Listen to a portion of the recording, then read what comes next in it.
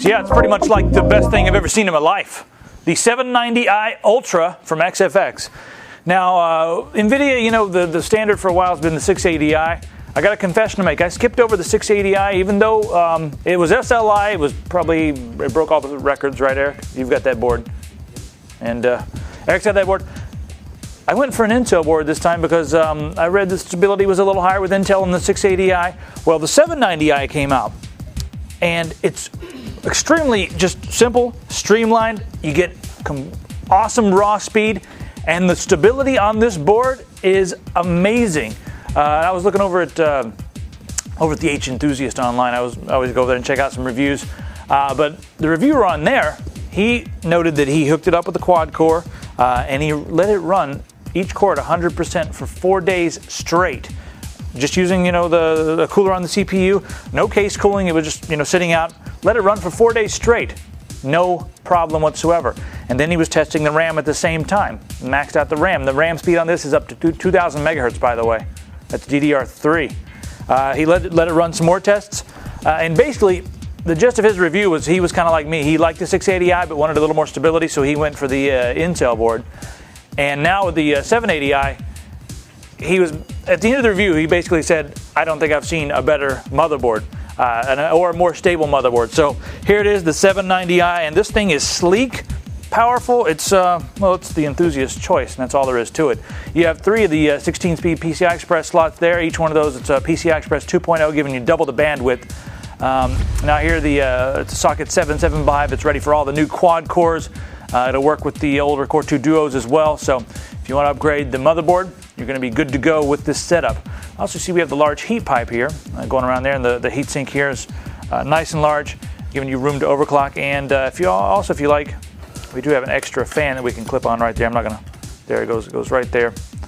It comes in the box. I'm not going to clip it on right now just because I want you guys to see the glory that is this board that I'm holding in my hand right now. Now the front side bus on this is 1600 megahertz. This thing competes head-on with the X48, but this one has a huge edge, and that edge is SLI. Try SLI. Eric, give me some feedback. You love NVIDIA. I'm using this to build my next system. Yep, same.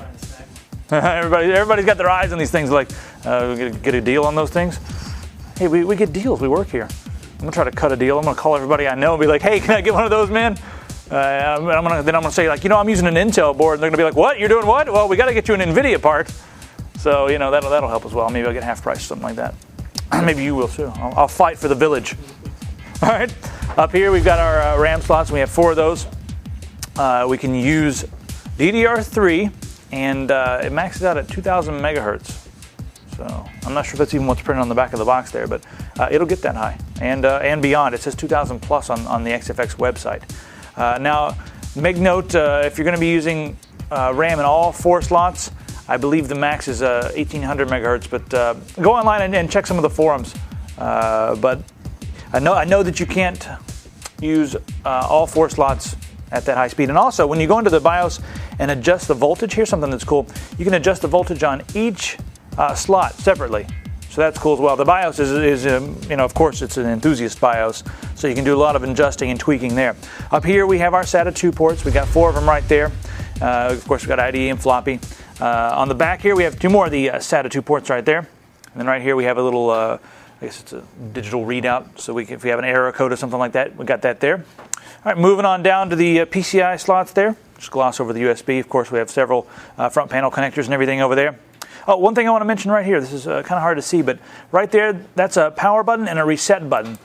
So we can just use that instead of having to hook up all the front panel connectors. If you want to test your system without plugging everything in, make sure everything's working right before you plug up all the front panel connectors, well, you can use that. That's nice. Also, if you're, you know, playing with it on a table or something like that, if you do that, if you're testing, you can use that. Again, 3 of the 16-speed PCI Express 2.0 slots right there.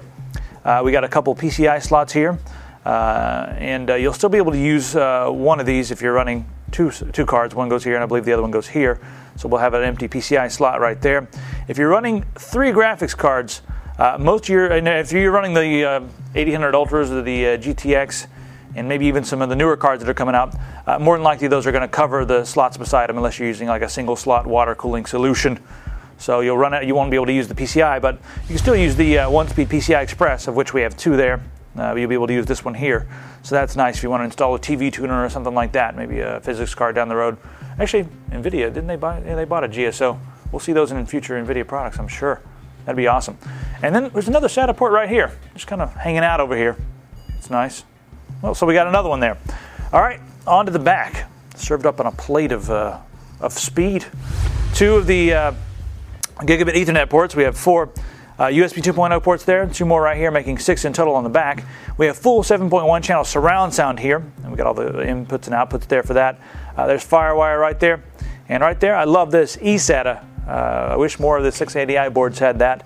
That's something I really like, and there it is.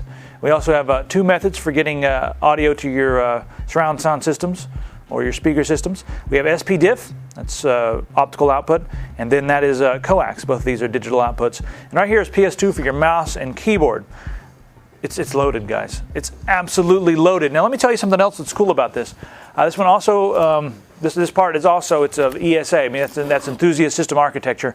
And what that means is that all the new parts that are coming out, like power supplies and that sort of thing, that are ESA, well, they're all going to kind of report together, and in your OS, you're going to be able to monitor all the ESA certified components. Like I'm talking about the cooling fans, the power supplies, and the fan speed, all the fans in your system, the graphics cards. And what it'll do is it'll tell you, if something's running hot, you can look at the fan speeds of each different device.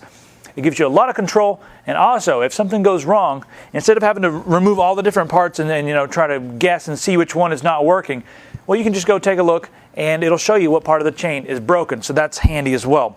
Again, like I said, the BIOS is extremely customizable. It's a step up from the 680i in every different way. Again, to recap, we have DDR3 that runs it up to 2,000 megahertz, 1,600 megahertz front side bus, Tri-SLI out of the box. It's ready to go. It just kind of hit me. Tri-SLI, it's upon us. I mean, it's been out for a while, but it's just getting ridiculous. Things are getting ridiculous.